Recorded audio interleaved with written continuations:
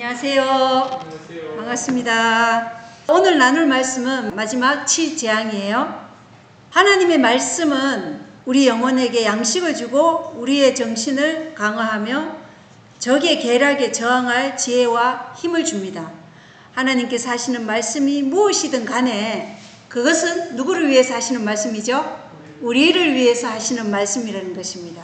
왜냐하면 하나님께서 하시는 모든 말씀의 그 원동력이 뭐이기 때문이죠? 원동력은 사랑이시기 때문입니다. 그렇기 때문에 하나님께서 하시는 말씀이 무엇이든 간에 그것은 우리를 위한 사랑에서 나오시는 말씀이라는 것이죠. 그런데 이러한 사랑의 하나님께서 더 이상의 자비가 없는 7재앙을 내리신다니 어떻게 그럴 수 있을까 생각할 수도 있겠죠. 그런데 우리를 더 놀라게 하는 일은 이 재앙을 피할 자들이 아주 소수에 불과하다는 것입니다. 더 큰 문제는 이 재앙이 먼 미래의 일이 아니라 생각보다 가까이 다가오고 있다는 것입니다. 그럼 이 7재앙이 무엇인지, 왜 오고 있는지, 그리고 가장 중요하게 우리가 어떻게 이 재앙들을 피할 수 있는지 말씀을 기초로 해서 한번 알아보겠습니다. 자, 성경에는 7재앙을 가진 7천사가 하늘 성전에서 나오는데 그 모습이 순결하며 흰 아마포를 입었다고 말합니다. 계시록 15장 6절에 보면 7재앙을 가진 7천사가 성전에서 나오는데 그들은 순결하며 흰 아마포를 입고 가슴에 금띠를 띠었더라. 내 짐승들 중에 하나가 영원 무궁토록 살아계신 하나님의 진노를 가득히 담은 7 금병을 7천사에게 주니라, 이렇게 말씀하고 있습니다. 그래서 순결하고 흰 아마포를 입었다는 것은 그들이 무엇으로 옷 입었다는 거예요? 그리스도의 의로 옷을 입었다는 것이죠. 그리고 여기 금띠를 띠었다, 이것은 뭘 얘기하는 거죠?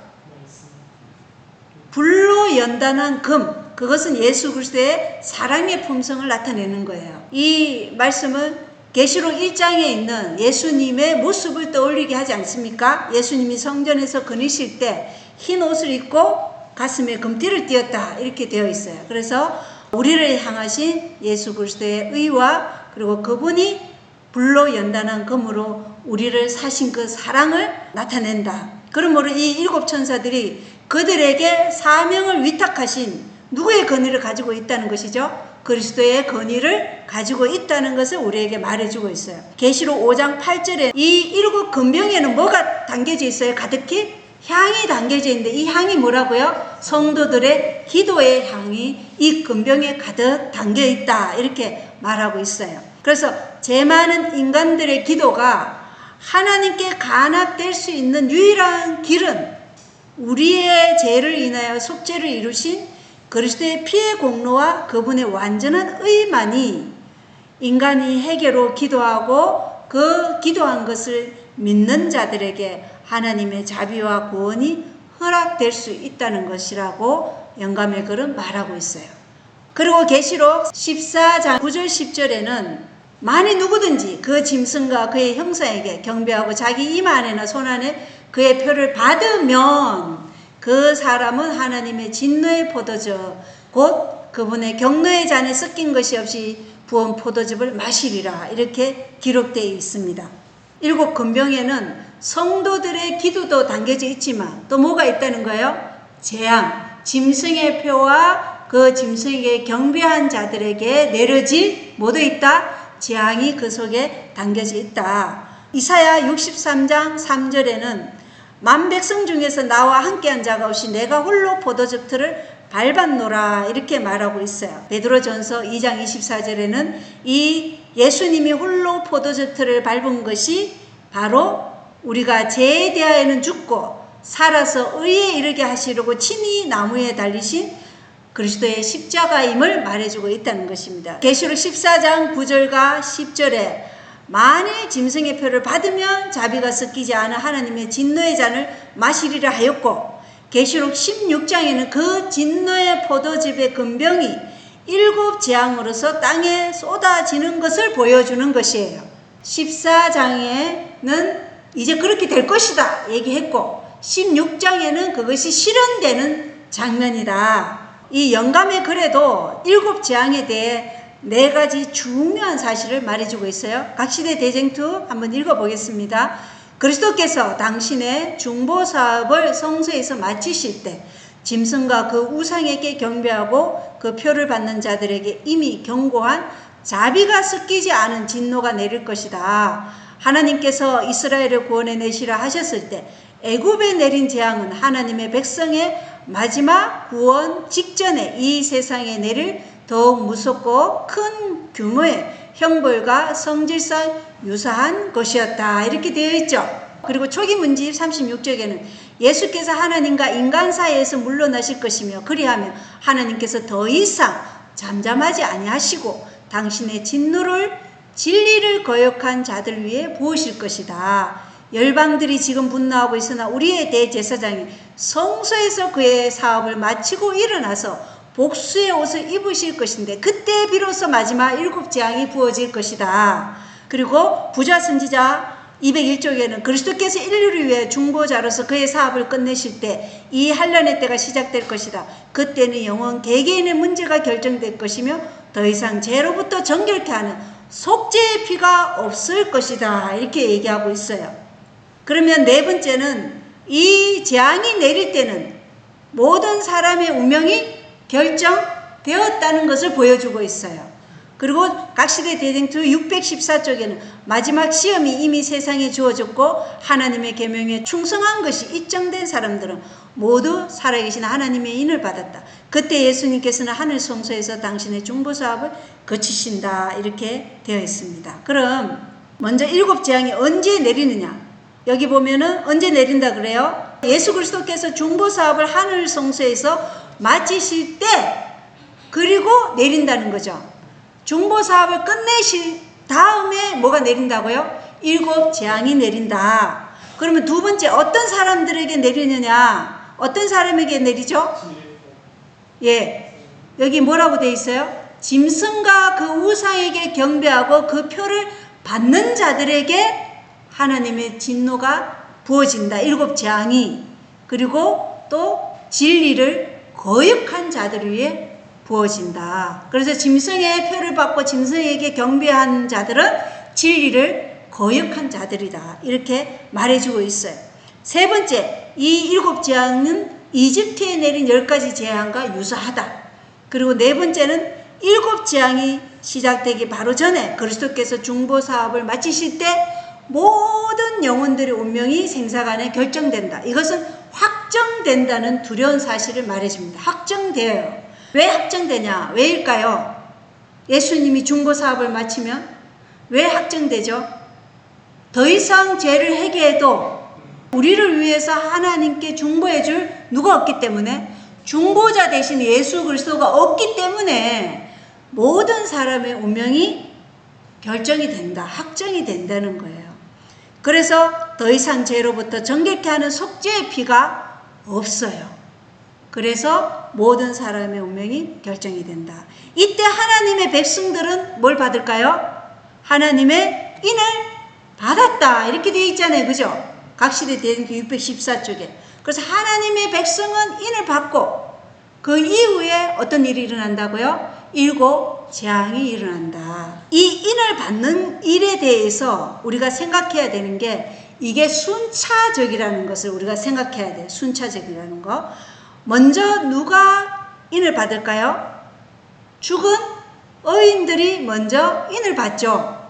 죽은 의인들이 먼저 인을 받고 그 다음에 살아있는 자들이 인을 받을 것이에요. 그래서 그게 언제예요? 살아있는 자들에게 인을 치는 것도 먼저 율법의 보관자로 세우신 에스대에게 먼저 인이 쳐지죠. 그리고 늦은 비가 내려지고 그리고 그들이 외쳐요. 기별을. 짧은 시간 동안. 그랬을 때 아직 빛을 받지 못해서 하나님의 진리를 알지 못하는 자들이 늦은 비 인을 받고 외치는 이들과 어떻게 한다고요? 합세하죠.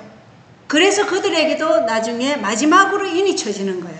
그래서 이는 3단계가 있는 거예요. 먼저 죽은 자들에게, 그 다음에 빛을 먼저 받은 SDA 교인들에게, 그리고 마지막으로 아직 빛을 받지 못했던 타교파 사람들이나 무신론자들에게 인이 쳐진다. 그리고 이 인이 다 쳐지며 그 다음에는 세천사 기별이 다 선포되었다는 것이에요. 예, 이미 세천사 기별이 다 선포되었고 모든 사람이 영원한 운명이 결정되는 것이 인이 쳐지는 거예요. 하나님의 계명에 충성할 것인지 아니면은 짐승에게 충성할 것인지, 그러한 각자의 선택에 의해서 모든 사람의 운명은 결정됩니다. 마지막 인이 쳐지며 그 다음에 7 재앙을 내린다는 것입니다.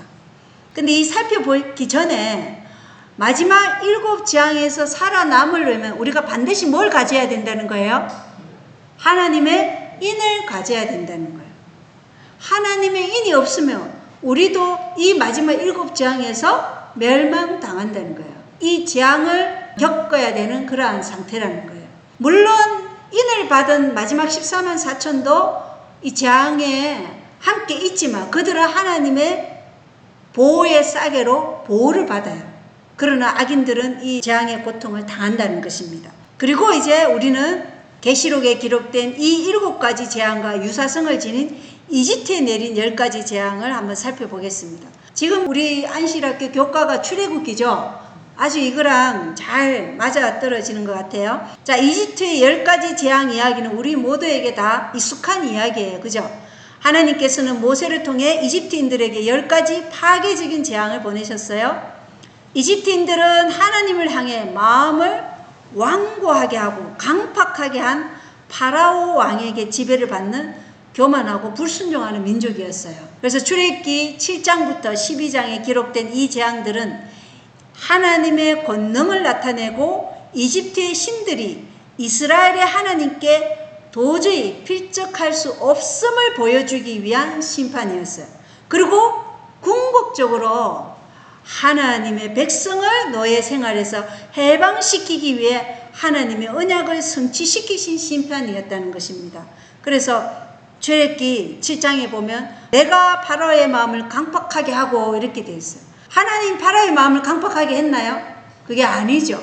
파라오는 끊임없이 자기 마음을 하나님의 말씀을 거절하고 반역하고 자기 마음을 완고하게 했던 거예요. 그래서 그 마음이 계속적으로 강박하게 해서 굳어진 것이죠.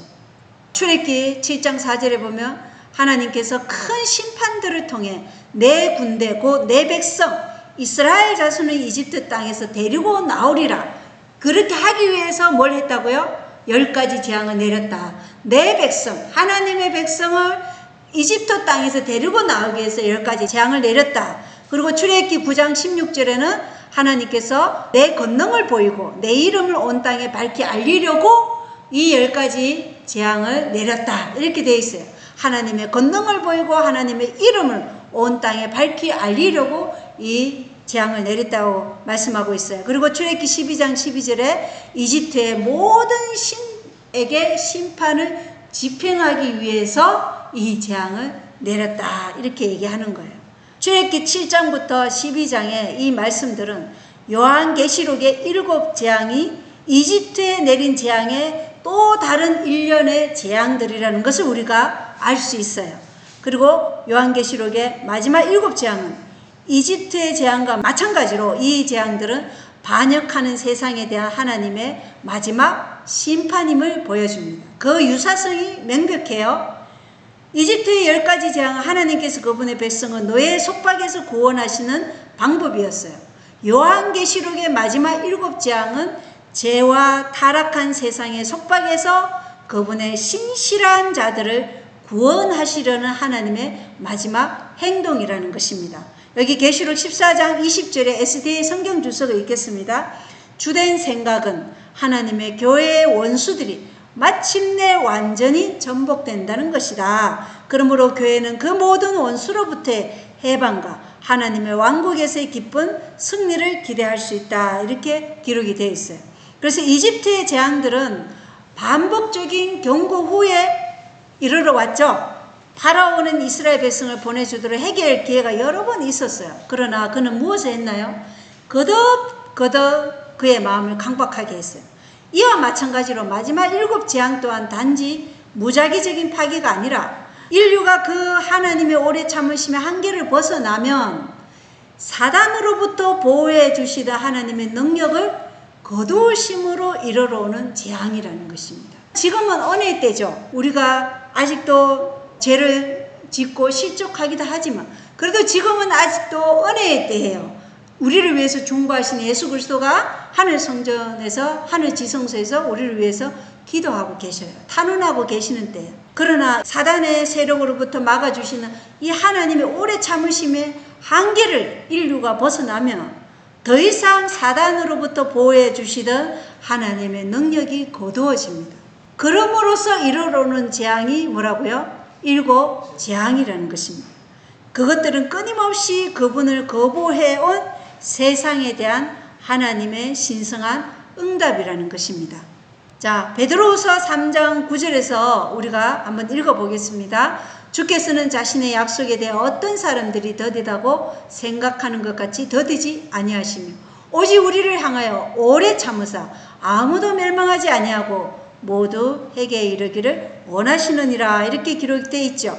그래서 하나님의 오래 참으심은 우리를 아무도 멸망당하지 않고 모두 회개에 이르기를 원하시는 마음이라는 거예요. 하나님의 마음은 항상 구원에 있지 파괴에 있지 않다는 것입니다. 그러나 하나님의 공의가 실행되어야 할 때가 온다는 것입니다. 네, 그때가 이제 가까이 이르렀다는 것이에요. 지금 우리가 세상에 되어가는 어떤 시대적인 징조나 이러한 교회의 상태나 우리의 상태도 마찬가지예요. 교회의 상태는 우리의 상태잖아요. 아까 우리가 홍해를 건너는 이스라엘 백성들을 보았지만 그들은 믿음으로 건넜어요. 근데 우리는 믿음으로 뭘 하고 있나요, 지금? 보이지 않는 하나님을 믿고 하고 있는 게 별로 없어요. 건강개혁도, 교육개혁도, 시골생활개혁도, 성도의 열정도 우리가 하고 있는 게 별로 없다는 것입니다. 그런데 이러한 하나님의 명령을 우리가 계속해서 어떻게 하면요? 거부하고 거절하고 이러면 우리의 마음도 어떻게 될까요? 바로처럼 강박해진다는 것입니다. 그래서 나중에는 완전히 하나님의 보호로부터 우리가 보호를 받을 수 없는 그런 지경에까지 이르게 된다는 것이에요. 하나님의 공의가 이제 실행되어야 할 때가 오고 있는데 이제 이 마지막 7 재앙의 목적을 한번 보겠습니다. 이집트에서 재앙들은 하나님의 구원하신 능력과 심판의 권능을 모두 드러냈어요. 마지막 7 재앙도 비슷한 목적을 가지고 있어요. 그것들은 하나님의 변하지 않는 공의와 자비를 보여줍니다. 그것들은 하나님께서 자유의지라는 선택을 주셨지만 그 선택에는 사망의 길을 선택하든지 생명의 길을 선택하든지 반드시 그 선택한 결과에 대한 책임이 따른다는 것을 보여주는 것이 뭐라고요? 7 재앙이라는 것이에요. 하나님의 뜻을 따르지 않은 자들에게 그들이 선택한 결과가 7 재앙이고 멸망이라는 것을 보여주는 것이고 하나님의 뜻을 따른 신실한 남은 자들에게는 구원의 손길이 항상 준비되어 있다는 것을 보여주는 것입니다. 그러므로 심판의 가장 어두운 순간에도 하나님의 자비하심은 세상을 정화하고 죄를 없애며 새로운 하늘과 새 땅을 만들기 위해 여전히 일하고 계시다는 것이에요. 교회적 노건과 각시대 대쟁투를 참조해보면 하나님은 아무도 멸망시키지 않으신다. 죄인은 스스로 회개하지 않은 상태 때문에 자기 자신을 멸망시킨다라고 말하고 있어요. 죄인이 왜 멸망당한다고요? 회개하지 않은 상태 때문에. 죄를 지어서가 아니고 지은 죄에 대해서 회개하지 않았기 때문에 멸망당한다는 거예요.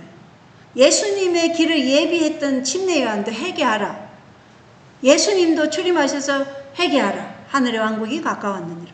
재림운동도 뭐였어요? 회개하라. 세천사의 기별의 첫 번째 기별이 뭐였어요? 하나님을 두려워 그분께 영광을 돌리라. 두려워하라는 건 뭐예요? 모든 지은 죄에 대해서 회개하라는 것이죠. 그래서 회개가 첫 번째라는 것입니다. 회개하지 않았기 때문에 멸망당한다는 것이에요. 그리고 각시대 대쟁투 36쪽에는 모든 진리의 빛을 거절한 것, 모든 경고를 멸시하고 유의하지 아니한 것, 온갖 정욕에 빠진 것, 하나님의 율법을 범한 것 등은 틀림없이 뿌린 대로 수확을 거두게 될 시이다. 하나님의 신은 완고하게 거절하는 죄인에게서 마침내 떠나신다. 그렇게 될 때 영혼의 악한 정욕을 제어할 능력이 없어지고 사단의 원한과 저기로부터 보호를 받지 못하게 된다. 이렇게 기록이 되어 있습니다. 모든 진리의 빛을 거절한 것. 그래서 우리가 하나의 빛도 경시하거나 무시하면 안 된다는 것이에요. 모든 경고를 멸시하는 것도 안 된다는 것이에요. 유의해서 실천을 하라는 거예요.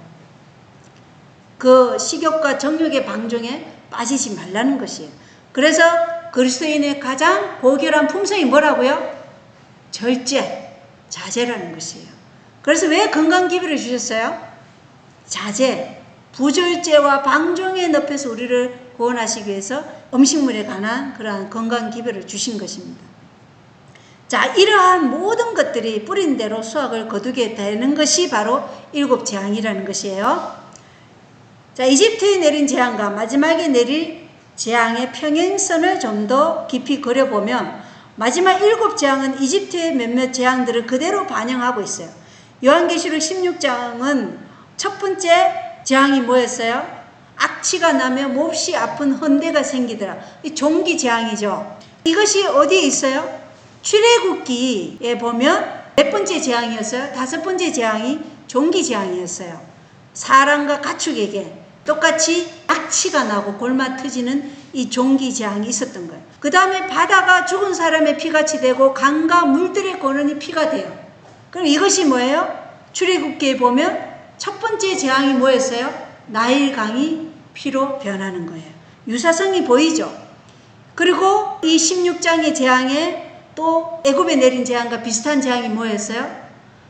짐승의 보좌에 어둠이 가득히 내리는 거예요. 그리고 출애굽기 10장에도 애굽 땅에 어떤 일이 있었어요? 감촉으로 느낄 수 있는, 만질 수 있는 어둠이 내렸어요. 그래서 그 유사성을 떠올리게 한다는 것이에요. 그러나 성질상 유사하게는 보여요.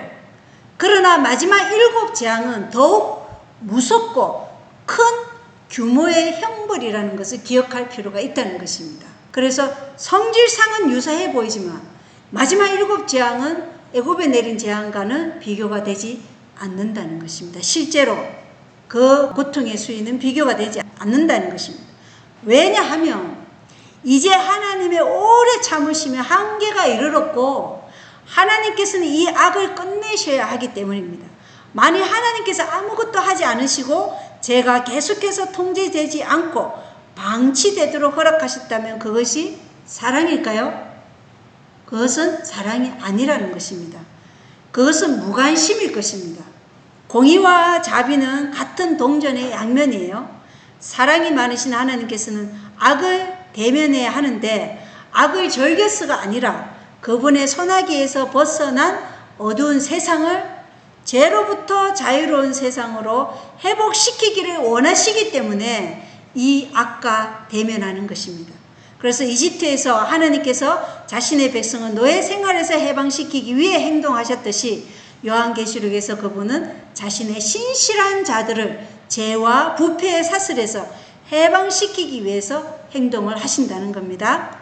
그분의 방법은 변함이 없어요. 그분의 성품이 변하지 않기 때문입니다. 히브리서 13장 8절은 예수 그리스도는 어제도 오늘도 영원토록 동일하시니라 이렇게 말씀하고 있어요. 그분이 변함이 있어요? 변함이 없다는 것입니다. 그분의 품성과 그분의 방법은 변함없이 동일하다는 것을 말해주고 있어요. 하나님의 공의와 그분의 의로움 그리고 그분의 백성을 보호하려는 그분의 현실은 결코 흔들리지 않는다는 것입니다. 이 일관성이 굉장히 중요합니다. 이집트의 재앙들은 단순히 파로만을 심판하기 위한 것이 아니었어요. 그것들은 하나님의 권능을 목격할 모든 사람에게 보내는 메시지였습니다. 우리가 교과에서도 봤지만 홍해에서 이스라엘 백성들은 홍해물을 건너고 파라오와 애국 군병들은 어떻게 됐어요? 군사들은 다 홍해 바다에서 물에 빠져서 죽었죠. 그 일이 어떻게 됐어요? 그 주변 왕국들에게 두려움과 떨림을 줬다고 말했잖아요. 그죠? 그래서 그들은 그 홍해의 역사와 요단강을 건넌 이스라엘 백성들의 역사를 보고 무릎이 떨렸다고 그렇게 말하는 것이에요. 그래서 이 하나님의 권능을 목격할 모든 사람들에게 보낸 메시지였어요. 이 애굽에 내린 재앙은. 그렇기 때문에 마지막 7 재앙도 마찬가지라는 것입니다. 아무리 강력해 보이는 악이라 할지라도 결코 최종적인 승리를 거두지 못할 것임을 보여줍니다. 요한계시록 16장 5절부터 7절 이 진리를 되풀이하면서 말해요. 읽어보겠습니다. 계시록 16장 5절로 7절 내가 들으니 물들의 천사가 이르니 오 지금도 계시고 전에도 계셨고 앞으로도 계실 주여 주께서 이렇게 심판하시오니 의로우시니이다. 그들이 성도들과 대언자들의 피를 흘렸으므로 주께서 그들에게 피를 주어 마시게 하셨사오니 그것이 그들에게 마땅하니이다 하더라. 또 내가 들으니 제단에서 또 다른 소리가 나서 이르되 가연 그러하옵나이다. 주 하나님 전능자의 주의 심판들은 참되고 의로우니이다 하더라. 이렇게 기록이 되어 있어요. 그래서 하나님의 공의의 심판이 의롭고 참되심을 증거하는 것입니다. 그분께서 강력한 파라오를 전복시켰듯이 이 세상을 괴롭히는 악의 세력도 전복시키실 것입니다. 이 7 재앙은 죄로부터 세상을 구원하시려는 하나님의 궁극적인 계획의 마지막 단계이라는 것입니다. 그것들은 하나님께서 여전히 왕자에 계시며 그분의 공의는 확실하고 그분의 신실한 백성을 향한 그분의 사랑은 가장 어두운 시기에도 지속된다는 것을 상기시킵니다. 하나님께서는 언젠가 모든 눈물이 닦이고 죄가 더는 없을 영원한 안식을 주시고자 7 재앙의 심판을 하시는 것입니다. 심판의 목적이 분명하죠? 이것이 7 재앙을 내리는 목적인 것입니다. 계시록 21장 4절에 또 하나님께서 그들의 눈에서 모든 눈물을 씻어 주시리라. 다시는 사망이 없고 슬픔도 울부짖음도 없으며 또 아픔도 다시는 없으리니 이는 이전 것들이 지나갔기 때문이라 하더라. 이렇게 기록되어 있습니다. 하나님을 따르는 자들에게는 이러한 일이 약속되어 있다는 것입니다. 이것이 우리가 가야 할 천국인 것입니다. 이곳에 우리 모두가 있게 되기를 소원합니다. 자, 그러나 여기에 너무나 많은 사람을 불안하게 하는 질문이 있습니다. 자비롭고 동정심이 많고 은혜가 충만하다고 묘사되는 사랑이 많으신 하나님께서 어떻게 죽음과 파괴를 가져올 정도로 파괴적인 재앙들을 내리실 수 있을까요? 궁금하죠? 어떤 사람들에게는 이것이 모순처럼 보입니다. 그러나 아마도 진짜 문제는 하나님께서 이 재앙들을 허락하시는 여부가 아니라 우리가 그분의 사랑을 어떻게 이해하는 것이 진짜 문제예요. 하나님은 사랑이십니다. 요한일서 4장 8절에 사랑하지 아니하는 자는 하나님을 알지 못하나니 이는 하나님이 사랑이시기 때문이라 이렇게 말씀하고 있습니다. 또한 시편 116장 5절은 주께서는 은혜로우시며 의로우시고 참으로 우리 하나님은 긍휼이 많으시도다 이렇게 말합니다. 하나님이 의로우시다고 계시하고 있는 것이죠. 그분의 공의는 그분의 사랑과 분리될 수 없습니다. 이 2 가지 신성한 속성은 서로 대립하지 않고 완벽하게 함께 작동하는 것입니다. 하나님 안에서는 완벽하게 균형을 이룹니다. 이것을 시편 85장 10절은 이렇게 말하고 있어요. 긍휼과 진리가 같이 만나고 의와 화평이 서로 입 맞추었으며 이렇게 말하고 있는 것입니다. 이게 무슨 말이죠? 우리의 죄를 대신 지신 예수님의 십자가에서의 죽으심이 죄 삭슨 사망이라는 하나님의 공의와 그러한 죄인을 위한 구원의 길을 열어주신 하나님의 은혜를 온 우주와 세상 앞에 증거해 주신 것입니다. 이것이 뭐예요? 하나님의 공의와 하나님의 사랑이 함께 작동하는 그 하나님의 원칙을 우리에게 보여주는 증거라는 것입니다. 그래서 긍휼과 진리가 같이 만나고 의와 화평이 서로 입맞추었다. 공의가 십자가에서 예수님을 죽게 하셨어요. 그죠? 공의는 뭐예요? 죄의 삭은 사망이기 때문에 반드시 죄를 지은 인류가 그 죄값을 감당했어야 돼요. 근데 대신 누가 죽었어요? 우리를 대신해서 예수님이 그 공의의 값을 치르신 것이에요. 십자가에서. 그리고 그 치루신 십자가의 그 공의로 인해서 우리가 누구와 합평할 수 있죠? 하나님과 합평할 수 있는 길을 열어주신 거예요. 그게 하나님의 은혜예요. 그래서 의와 합평이 서로 입맞추었다. 이렇게 시편 85장 10절에 나오는 거예요. 그리고 긍휼과 진리가 같이 만난다. 어떻게 만나요? 어디에서 만나요? 시헌자에서. 시헌자의 안에 뭐가 있어요? 십계명, 율법이 있어요. 율법에는 반드시 죄 지은 자는 죽어야 돼요. 그게 진리예요. 그 십계명이 들어있는 그 위에 뭐가 있어요? 시헌자, 긍휼의 자리가 있죠. 그 긍휼의 자리가 뭐예요? 예수 그리스도께서 흘리신 그 피의 공로를 인해서 그분이 완전히 이루신 의가 우리에게 긍휼을 베풀어 주시는 거예요. 그래서 시편 85장 10절에 긍휼과 진리가 같이 만나고 이렇게 말씀하시는 거예요.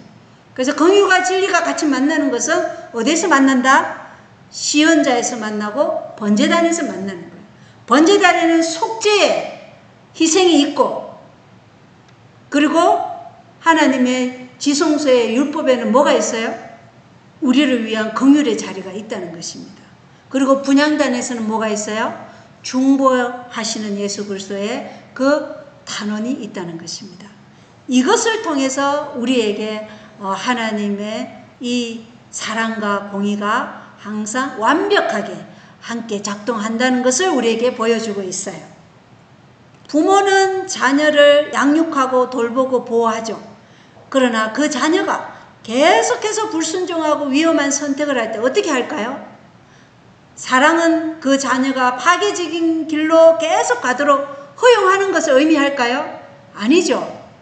어떻게 하나요? 사랑이 많은 부모는 그 자녀를 벌 주는 것을 절겨서가 아니라 자녀를 해악으로부터 보호하기를 원하기 때문에 그 자녀에게 개입하여 훈육하고 경계를 설정할 거예요. 그죠? 우리가 그렇게 자녀를 양육하지 않습니까? 자녀들이 그러한 악의 길로 갈 때 그 자녀에게 경계를 정하고 그 길로 가지 말도록 어떻게 해요?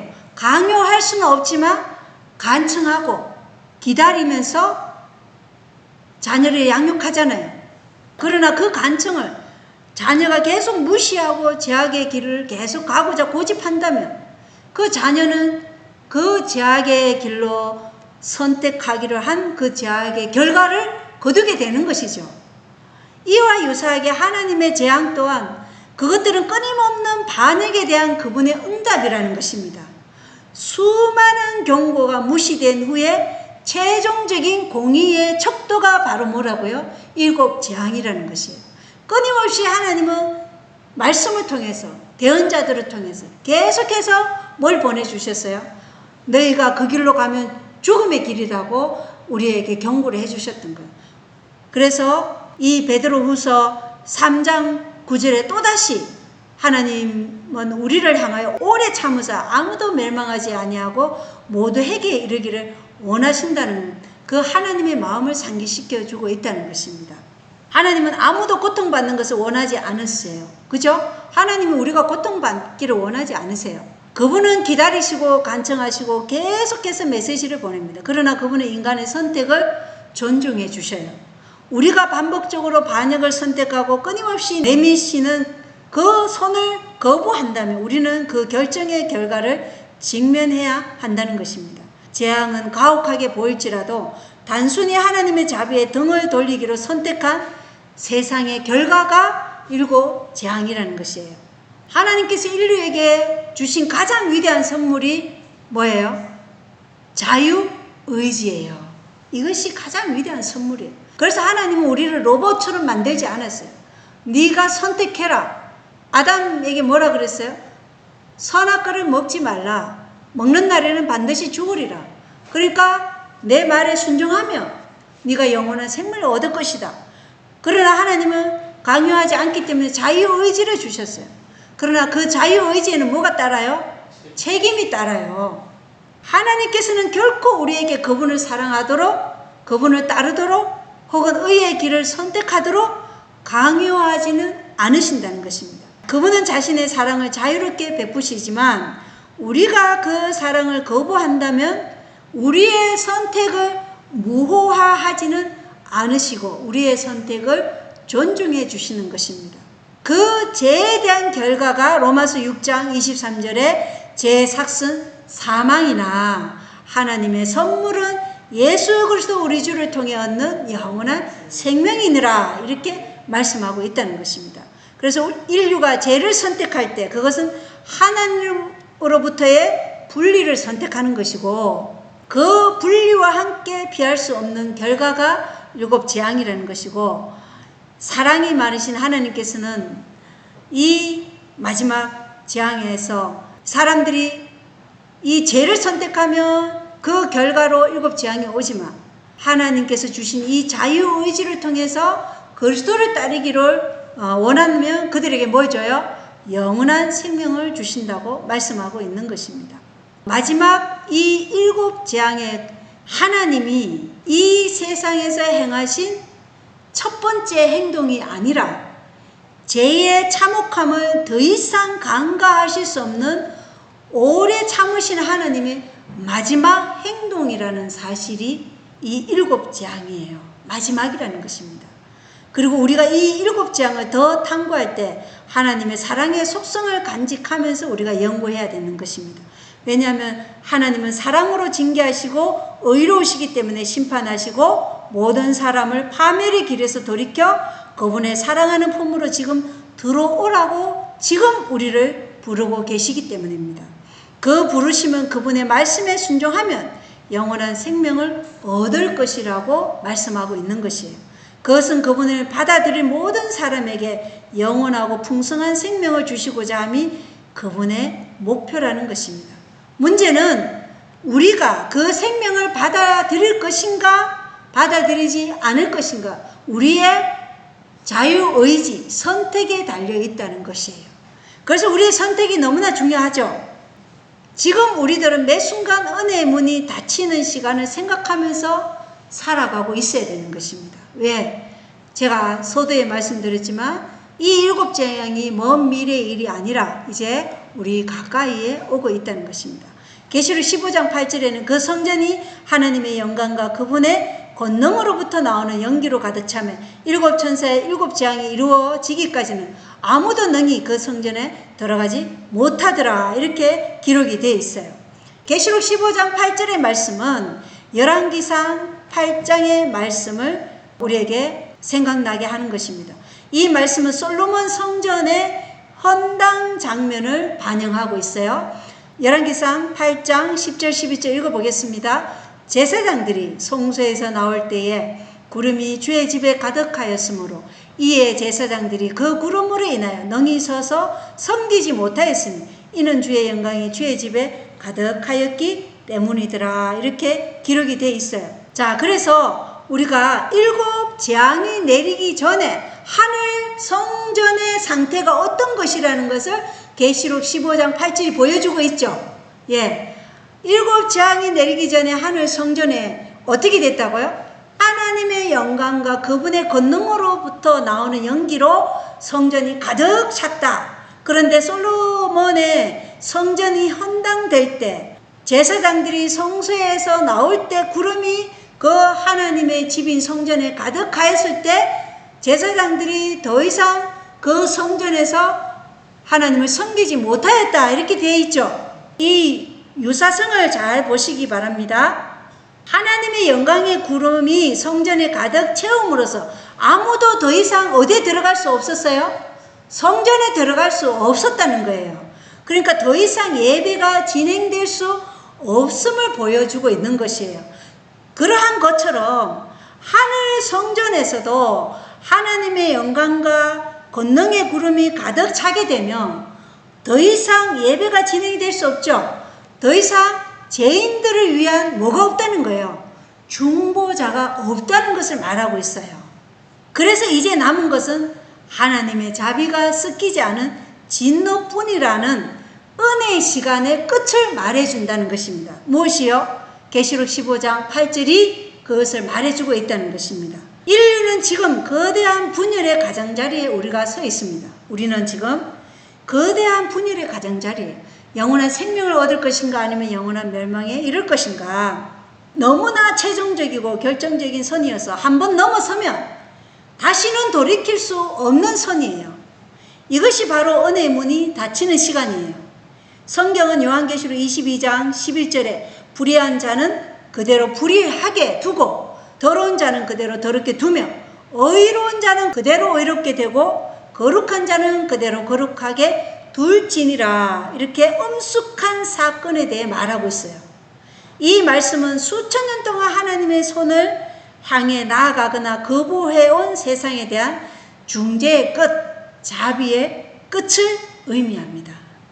지금까지는 중보자이신 예수 그리스도께서 하늘 성소에서 죄인들을 위해 간청하시고 우리의 생명을 위해 자신의 피를 바치셨습니다.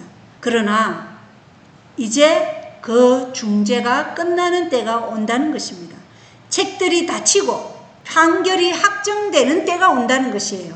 중보자 되시는 예수님께서 하늘 지성소에서 간청과 변론의 시간이 맞춰지면 이제 망치가 올라가서 심판이 땅땅 내려진다는 것이에요. 성경은 이것을 은혜의 문이 닫히는 시간이라고 말해요. 이것이 지금 예수님께서 하늘에서 하고 계시는 일이에요. 하늘 어디에서 하고 계시죠? 지성소에서 하고 계시는 일입니다. 그것은 반드시 해야 될 필연성 때문에 조사 심판을 하고 계시는 것입니다. 하나님께서는 심판을 지연시키시며 회개할 모든 기회를 우리에게 주시고 계시고 있는 것이죠. 그러나 이 순간이 오면 모든 결정이 내려진 상태일 것입니다. 사람들은 생명이 아니면 죽음을 선택했을 것이고 두 그룹으로 나뉩니다. 하나님의 인을 가진 자들과 또 다른 한 무리는 짐승의 표를 가진 자들로 두 무리로 분류된다는 것입니다. 요한계시록 7장 1절로 3절에서 하나님께서 세상의 분쟁의 바람을 풀기 전에 그분의 천사들을 보내어 자기 백성에게 인을 치신다고 말하고 있어요. 이 인은 단순한 보호의 표식이 아니라 그것은 인을 받은 자들이 누구의 것이라고 표시하는 거예요? 하나님의 것이라고, 하나님이 이 사람들의 소유권자다. 이렇게 소유권의 표식이라는 것입니다. 이들은 어린 양이 인도하는 곳마다 따르기로 선택한 자들로서 뭐가 있어야 돼요? 하나님의 인을 받으려면 하나님의 계명과 예수의 정언을 가지고 있어야 되고 또 예수의 믿음을 소유한 자들에게 인이 쳐져요. 그게 계시록 12장 17절과 계시록 14장 12절이 우리에게 말해주고 있는 것이에요. 하나님의 계명과 예수의 정언을 가진 자들. 가진 자들이라는 건 뭐예요? 그것을 가지고 사는 자들이에요. 삶에서 실천하는 자들이에요. 예수의 믿음이 뭐예요? 예수님은 이 땅에 오셔서 당신의 믿음을 보여주셨는데 어떤 믿음을 보여주셨어요? 우리에게 하늘 아버지의 뜻에 온전히 자아를 부인하신 그 믿음이 예수님의 믿음이라는 것이에요. 그래서 하나님의 인을 받을 자들은 그분의 은혜에 자신의 삶을 완전히 바친 자들이에요. 그래서 예수님이 아버지여 이 잔을 내게서 가능하시다면 옮겨주시옵소서. 그러나 나의 뜻대로 하지 마옵시고 아버지의 뜻대로 하시옵소서. 이것이 예수의 믿음인 거예요. 우리에게 마지막 인을 받기 위해서 이 믿음이 필요한 거예요. 하나님의 계명과 예수의 정언을 가지고 살면서 실천하면서 이 예수의 믿음을 가진 이 백성들에게 인이 쳐진다는 것입니다.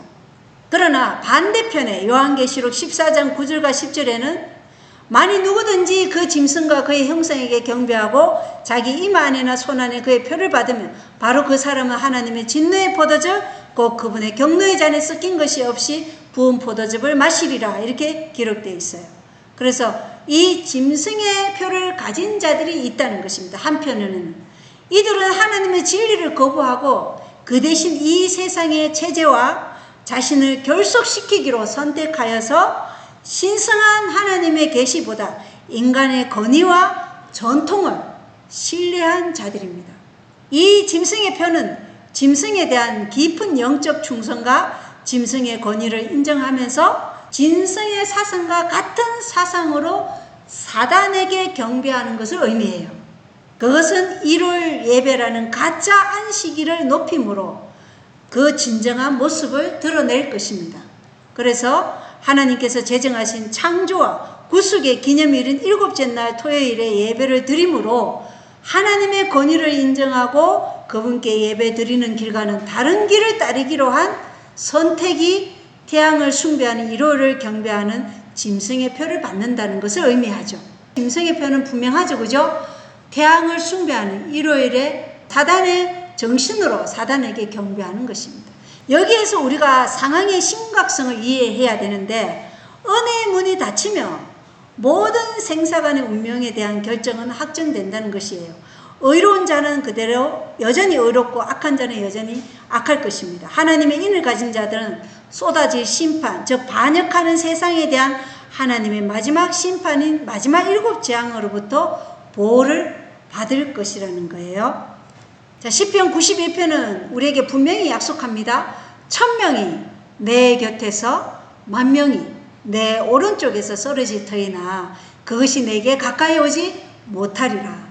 그래서 이 말씀은 마지막 재앙이 일어날 때 이 말씀이 인을 받은 하나님의 백성에게 적용된다는 것이에요. 그리고 의로운 자들, 즉 하나님의 인을 가진 자들은 보호를 받을 것이지만 멸망하도록 표식된 자들에게는 그 결과가 끔찍하다는 것입니다. 하나님의 진노의 전적인 힘이 쏟아질 것입니다. 해결을 위한 시간은 지났기 때문에 해결을 가져오기 위함이 아니라 하나님과 떨어진 삶의 궁극적인 결과를 드러내기 위한 재앙이라는 것입니다. 여기서 우리가 자비의 문이 닫히는 이 순간은 배가 항구를 떠나는 것과 같습니다. 배가 떠나면 다시 항구로 돌아올 수 있나요? 배가 이미 출항을 하면 돌아올 수 없다는 것입니다. 노아 방주를 한번 생각해 보십시오. 노아는 몇 년 동안 사람들에게 외쳤어요? 120년 동안 사람들에게 방주에 들어와 다가올 홍수를 피하라고 간청했습니다. 그러나 하나님의 손에 의해 그 문이 닫히자 아무리 두드리고 울고 간청해도 다시 열 수 없었어요. 결정의 시간은 끝났습니다. 마찬가지로 이 지구 역사의 마지막 시간에도 결정의 시간은 그때가 아니라 언제예요? 지금이라는 거예요. 지금 우리가 하나님의 뜻을 따르기로 선택해야 된다는 것입니다. 그래서 오늘이 뭐라고요? 구원의 날이라는 것이에요. 그래서 너희 구원을 이루어라 이렇게 말씀하시는 거예요. 은혜의 문이 닫힐 때 우리가 어디에 서 있을지, 그거는 오늘 내가 어떤 삶을 선택하느냐, 하나님께서 주신 가장 큰 선물인 이 자유의지로 내가 어떤 선택을 하느냐, 이것이 나의 영원한 운명을 결정한다는 것입니다. 이 재앙이 일어날 때 악인들은 의인들에게 어떻게 해서 당신들은 하나님이 이 진노의 포도즙에서 당신들은 아무런 해를 입지 않으냐 이렇게 묻는다고 얘기했어요.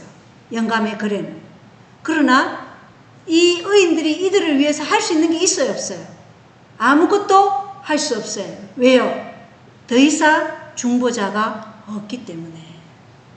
그래서 오늘 우리의 선택이 영원한 운명을 좌우한다. 그래서 이것은 단순한 먼 미래의 사건이 아니라 매일매일 우리의 삶에서 다가오는 현실이라는 것입니다. 우리를 향한 하나님의 부르심은 긴급하다는 것이에요. 신명기 30장 19절에는 내가 이날 하늘과 땅을 불러 너희에게 증거로 삼노라. 내가 생명과 사망과 또 복과 저주를 너희 앞에 두었나니 그러므로 너와 내 씨가 살기 위하여 생명을 택하라. 살기 위해 뭘 택하라는 거예요? 생명을 택하라. 은혜의 문이 닫히는 것은 단순히 심판에 관한 것이 아니에요. 그것은 우리를 구원하기 위해 할 수 있는 모든 것을 하신 하나님에 관한 것이라는 거예요. 그래서 예수님이 이사야 5장에 뭐랬어요? 내가 너희를 위해서 하지 않은 것이 무엇이냐 이렇게 말씀하시는 거예요. 사랑 안에서 우리에게 돌이키고 회개하고 살 수 있는 모든 기회를 주신 하나님에 관한 것이라는 것이에요. 그러나 선택은 우리에게 달려있으며 일단 선택이 이루어지면 되돌릴 수 없다는 것이에요. 각시대 대쟁투 36쪽에는 예루살렘의 징벌에 대한 주님의 예언은 아직도 하나도 성취되어야 한다. 예루살렘의 파멸은 장차 올 것과 비교하면 아주 희미한 그림자에 지나지 않는다. 우리는 택함을 받은 도성에 멸망해서 하나님의 은혜를 거스르고 그분의 율법을 짓밟는 세상의 운명을 볼 수 있다. 다가올 그 7 재앙의 희미한 그림자가 뭐였다고요? 예루살렘의 멸망의 때였다는 것이에요. 그 멸망의 때 우리가 무엇을 보나요? 그들이 굶주리 물어서 가죽 혁띠를 씹어 먹고 자식을 삶아서 먹고, 그리고 이 힘이 있는 자들은 그들이 가지고 있는 그 조그만 양식도 뺏고, 부모 입에 들어가는 양식을 자식이 뺏고, 남편과 아내가 남편을, 자식이 부모를, 부모가 자식을 죽이는 그러한 일이 예루살렘 멸망 때 있었던 것입니다. 그때 있었던 일은 마지막 7 재앙에 비하면 아주 희미한 그림자에 지나지 않는다. 그러면 얼마나 끔찍할지 우리가 상상할 수조차 없는 일이죠. 자, 계시록 16장 2절에는 이제 첫 번째 재앙이 고통스러운 종기라는 것을 보여주고 있어요. 첫 번째 재앙은 세상이 하나님의 마지막 심판의 시작을 목격할 순간이라는 것입니다. 이제부터 재앙이 시작되는 것이에요. 요한계시록 16장 2절에는 첫째 천사가 가서 자기 병을 땅에 쏟아부음에 짐승의 표를 가진 사람들과 그의 형상에게 경배한 자들에게 악취가 나며 몹시 아픈 헌대가 생기더라. 이렇게 기록되어 있습니다. 고통스럽고 악취가 나는 골마 터지는 종기들입니다. 그러나 이것들은 평범한 종기가 아니에요. 그것들은 매우 특정한 사람들에게 발생하고 있어요. 어떤 사람들에게 내린다고요? 짐승의 표를 받아들이고 그 형상에게 경배하기로 선택한 사람들이에요. 짐승의 표는 뭐예요? 태양을 숭배하는 일요일에 사단을 경배하는 것이죠. 예, 교황권에게 충성을 표하고 궁극적으로는 사단에게 경배하는 것입니다. 자, 이것은 고대 이집트의 재앙에서 하나님께서 출애굽기 9장 10절에서 종기 재앙이 있었죠. 사람과 짐승에게 물집을 내며 터지는 종기가 되니라. 이것을 보여주는 것이에요. 그리고 그것은 그분의 백성을 보내주기를 거부하며 그분의 뜻에 대항하여 마음을 강박하게 한 애굽 백성에게 대한 명백한 심판의 징표였다는 것입니다. 그래서 요한계시록의 이 첫 번째 재앙은 그 동일한 신성한 공의의 반영이라는 것입니다. 단지 이번에는 애굽에서는 한 민족에 국한되었죠. 그러나 이번에는 전 세계적으로 짐승과 함께 서기를 선택하고 창조주 대신 이 세상의 바벨론적 가톨릭 체제와 자신을 결속시킨 자들에게 뭐가 떨어진다고요? 이 첫 번째 재앙이 떨어진다. 그러나 왜 육체적인 종기, 고통이 먼저일까요? 성경에서 육체적 고통은 종종 더 깊은 영적 상태를 반영하고 있는데, 욥기 2장 7절에 보면 이에 사탄이 주 앞에서 물러가 욥을 쳐서 그의 발바닥에서부터 정수리까지 심한 종기가 나게 하며 이렇게 돼 있어요. 그런데 욥은 하나님 앞에 의로운 자라고 했죠. 하나님이 욥을 시험하도록 허락하신 것은 욥이 죄를 지어서 그 재앙을 주기 위해서 한 것이 아니라 욥의 고통을, 욥의 믿음을 완전하게 이끌어 가시기 위한 하나님의 시험이었어요. 그러나 계시록 16장 2절에서 이 종기들은 시험이 아니죠. 그것은 결과라는 것입니다. 결과. 그것들은 하나님의 율법과 그분의 사랑에 등을 돌린 자들에 대한 하나님의 심판이 완전히 나타난 것입니다. 이 종기는 사람들이 거의 죽음에 이르게 할 정도로 견딜 수 없는 종기들이에요. 그러나 이 고통 속에서 드러나는 것은 단지 육체적 고통만이 아니라 이 종기들은 영적 부패의 상징, 하나님의 계명을 거부함으로 생기는 영혼의 골마 터짐이라는 것이에요. 이것은 순간적인 식욕을 만족시키려고 하나님께서 친히 그의 조상에게 약속하신 영광스러운 유업을 부지하게 팔아버린 누구였어요? 누구였죠? 팥죽 한 그릇으로 하나님의 유업을 팔아버린 에서와 같은 사람들에게 내리는 심판이라는 것이에요. 에서는 땅의 것을 위하여 하늘의 것을 희생하고 미래의 행복을 순간적인 식욕의 방종과 교환한 것입니다. 그들은 하나님의 성전인 자신들의 몸과 마음을 거짓 예배와 결속시키고 진리를 거짓과 맞바꾸는 선택을 했어요. 그리고 이 식생활과 음식에 관한 권면 52쪽에는 뭐라고 얘기하냐면 사도는 성공적인 그리스도인 성품의 완성을 위하여 몸의 건강 상태가 중요하다는 것을 알았다. 그는 내가 내 몸을 쳐 복종하게 함은 내가 남에게 전파한 후에 자기가 도리어 버림이 될까 두려워함이라고 말한다. 그가 말하는 성령의 열매들 중에는 절제가 포함된다. 그리스도 예수의 사람들은 육체와 함께 그 정과 욕심을 십자가에 못 박았느니라. 식욕의 고삐를 늦추며 그리스도인의 완전함을 이룰 수 없다고 얘기하는 거예요. 분명히 그렇게 기록이 되어 있다는 것입니다.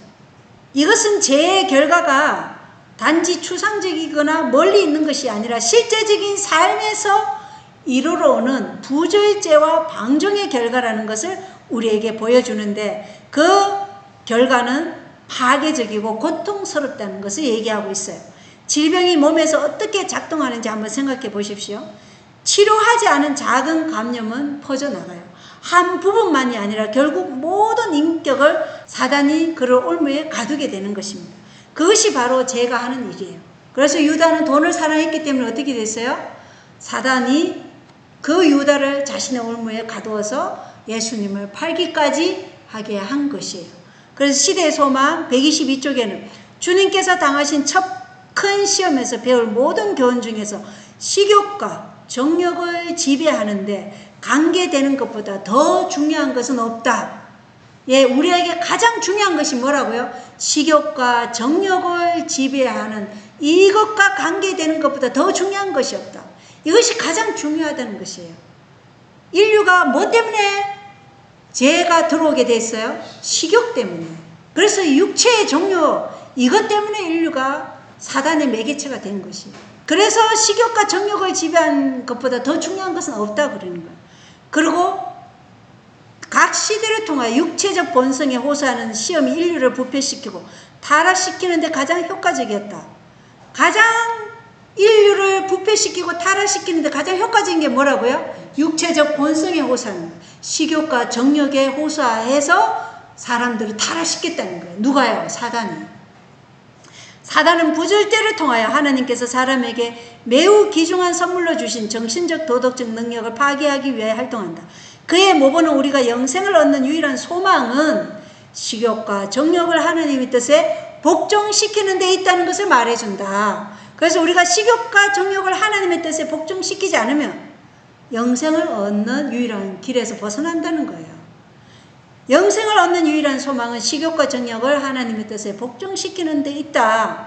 그래서 우리가 하늘과 백성들의 식탁 위에는 뭐가 없어야 된다? 육식이 없어야 된다. 그리고 폭식, 가식, 채식을 하더라도 폭식, 가식하면 안 되는 거예요.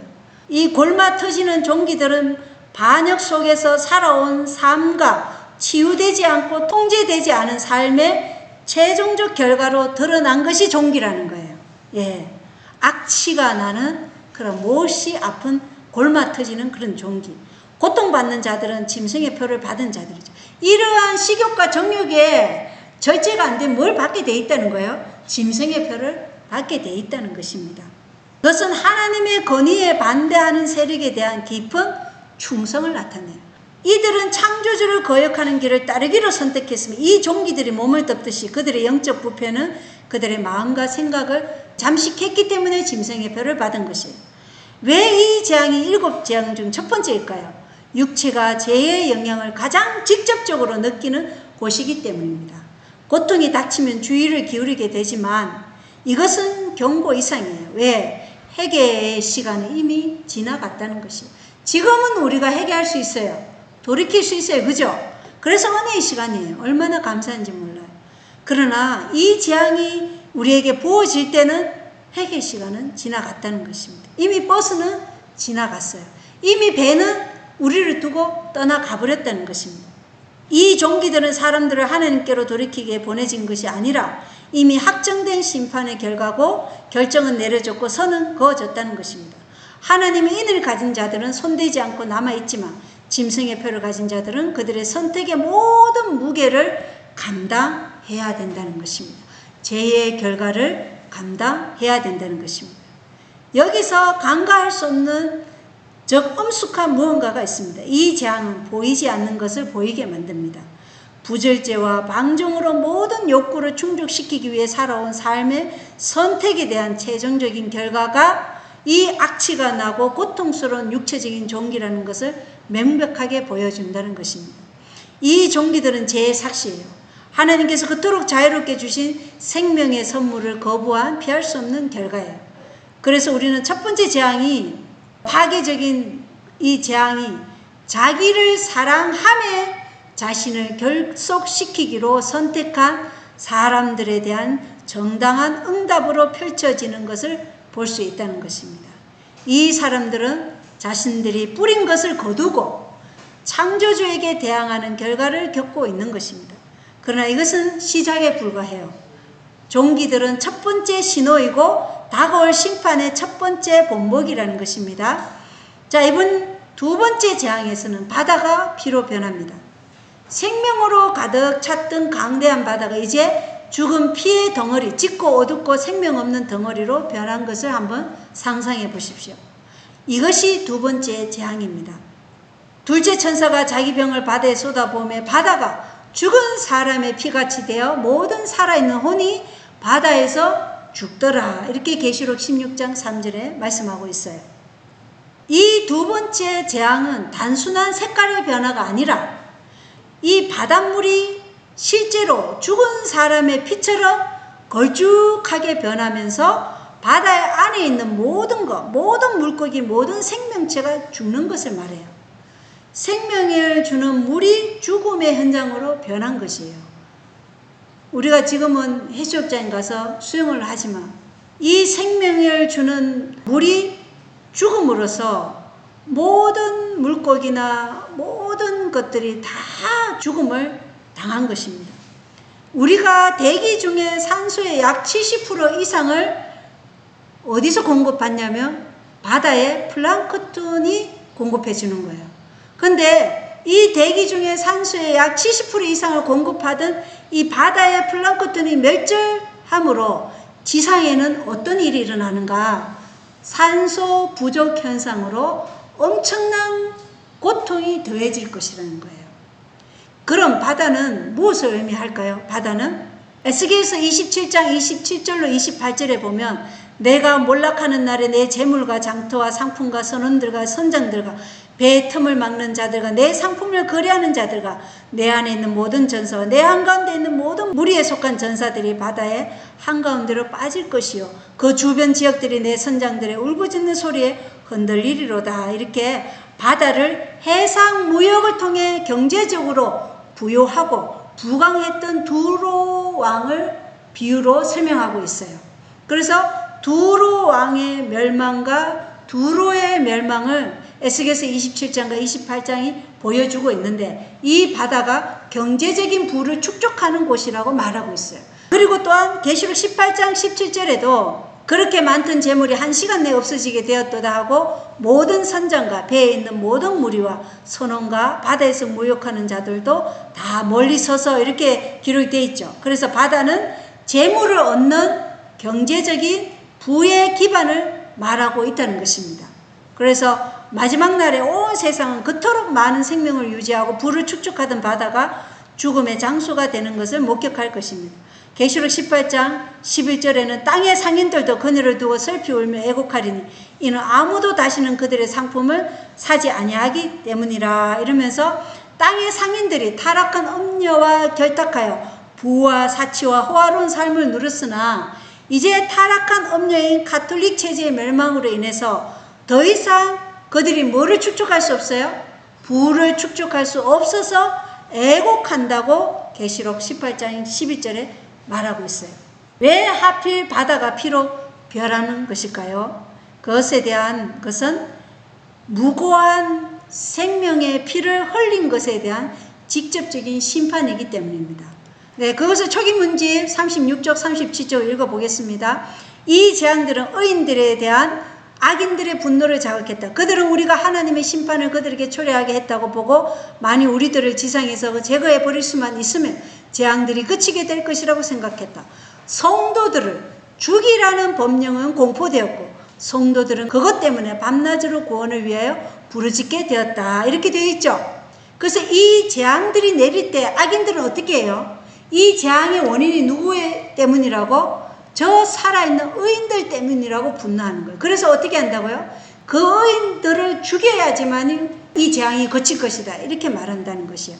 그리고 각시대 대행주 628쪽에는 악하고 독한 헌대가 짐승의 벌을 받은 사람들과 그 우상에게 경배하는 자들에게 나더라. 바다가 곧 죽은 자의 피같이 되니 바다 가운데 모든 생물이 죽더라. 강과 물 근원에 쏟으며 피가 되더라. 이러한 두려운 재앙들은 하나님의 공의를 완전히 옹호할 것이다. 하나님의 천사는 다음과 같이 선포한다.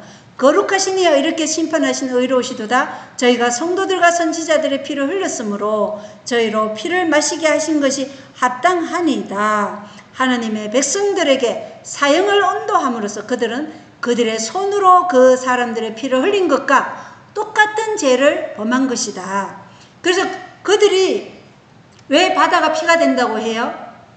하나님의 백성들에게 뭘 언도했기 때문에? 사형을 언도했기 때문에 그들이 하나님의 백성들에게 피를 흘린 것과 똑같은 죄를 범했기 때문에 이 생명을 주는 그 바다가 뭐가 됐다고요? 피가 되었다. 이렇게 말하고 있다는 것입니다.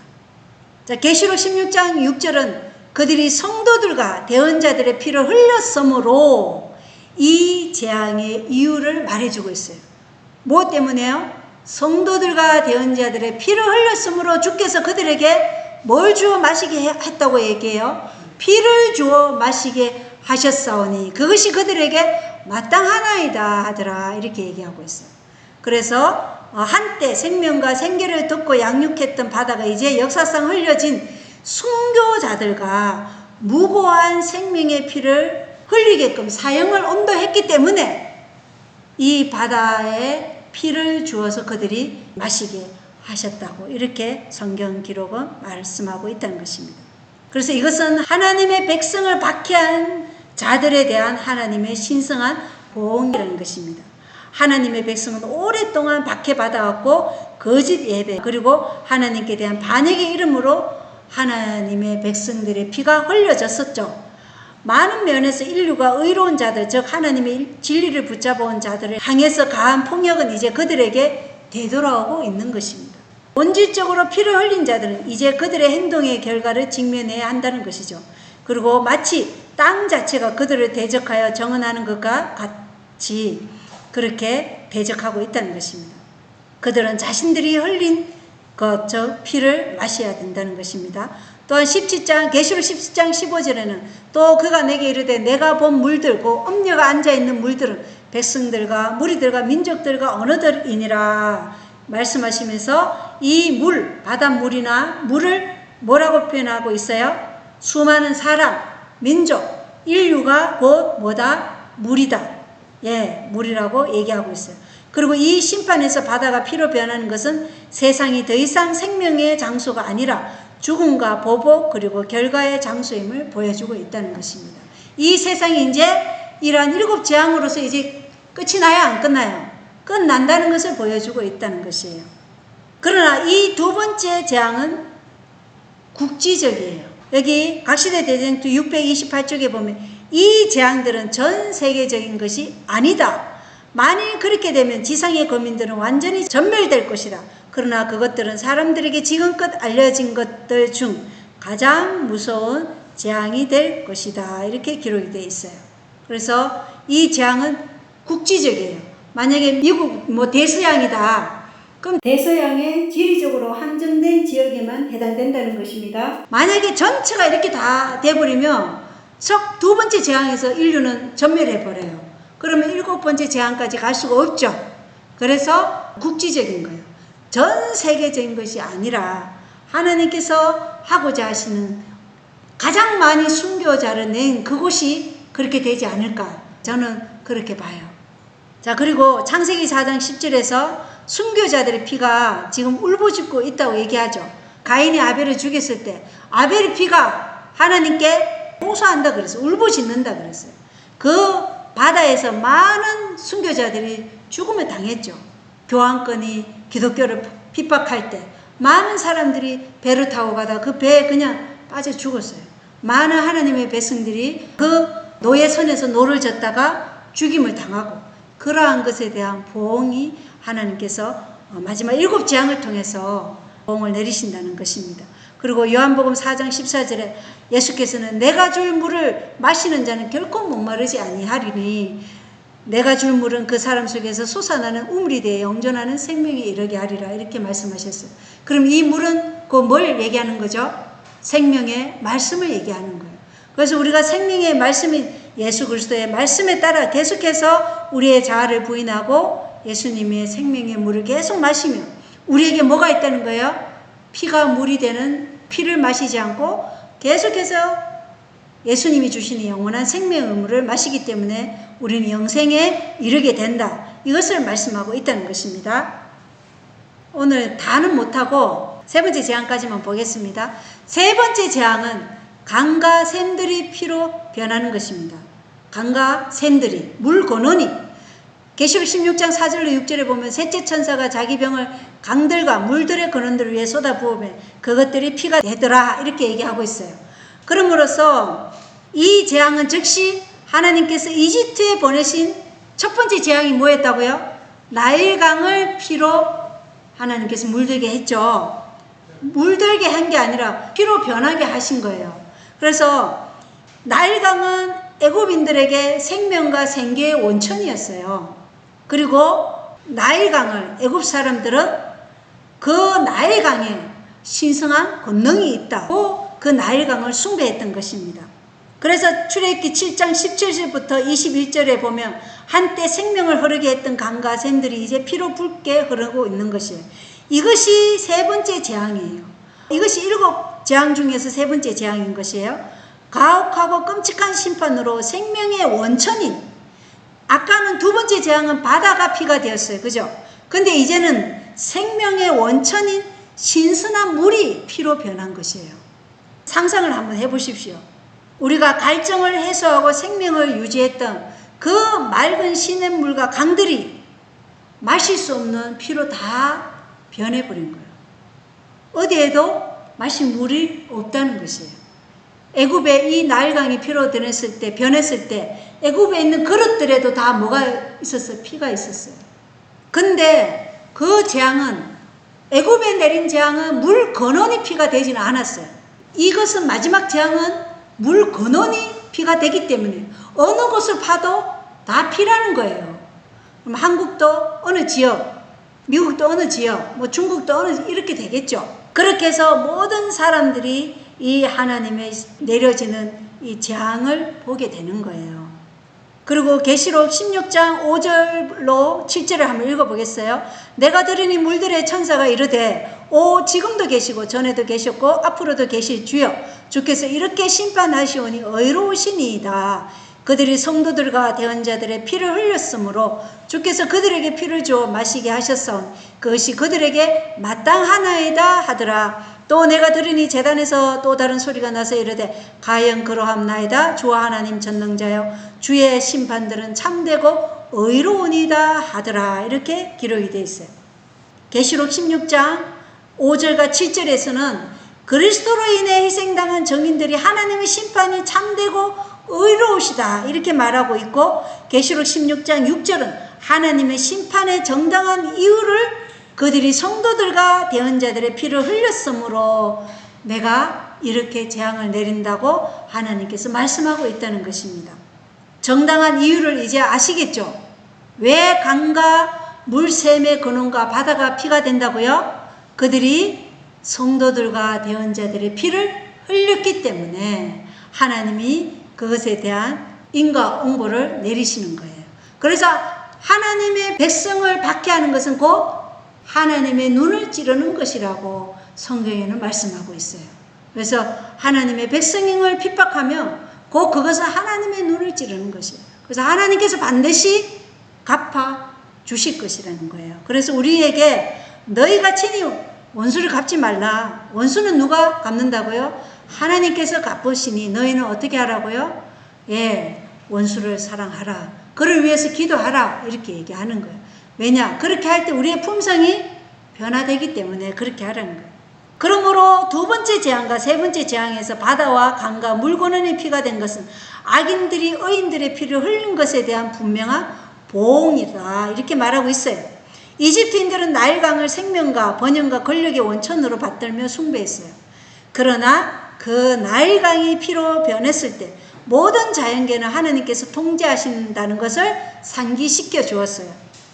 그래서 이 세 번째 재앙에서 강과 샘들이 피로 변하는 것은 요한복음 4장 14절에 누구든지 내가 줄 물을 마시는 자는 결코 목마르지 아니하리니 내가 줄 물은 그 사람 속에서 솟아나는 우물이 되어 영존하는 생명에 이르게 하리라. 이 말씀하신 메시지를 담고 있다는 것입니다. 성경 전체에서 피의 중요성을 한번 생각해 보도록 하겠습니다. 피는 생명을 나타냅니다. 구약의 희생 제물부터 십자가에 달리신 그리스도의 피에 이르기까지 피는 항상 강력한 상징이었어요. 육체의 생명은 곧 뭐라고 얘기했어요?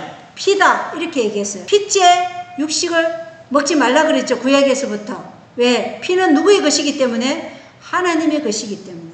그것이 육체를 형성하는 육체를 주신 하나님의 것이기 때문에 피를 먹지 말고 기름을 먹지 말라. 기름은 죄를 상징하기도 하죠.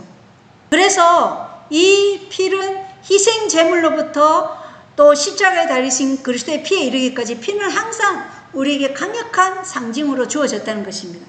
예수님의 경우는 그분의 피는 우리에게 뭘 주기 위해서 흘려졌어요? 생명을 주기 위해서 흘려졌어요. 그리고 구원을 제공하기 위해서 흘려진 피예요.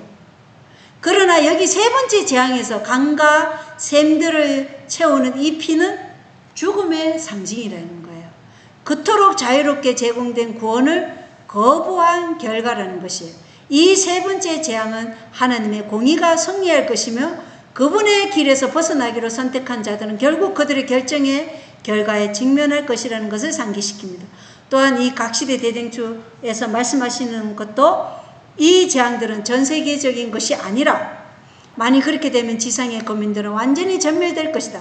그러나 그것들은 사람들에게 지금껏 알려진 것들 중 가장 무서운 재앙이 될 것이다. 이렇게 말씀하신 것과 같이 두 번째 재앙과 마찬가지로 이 세 번째 재앙도 국지적이다. 예.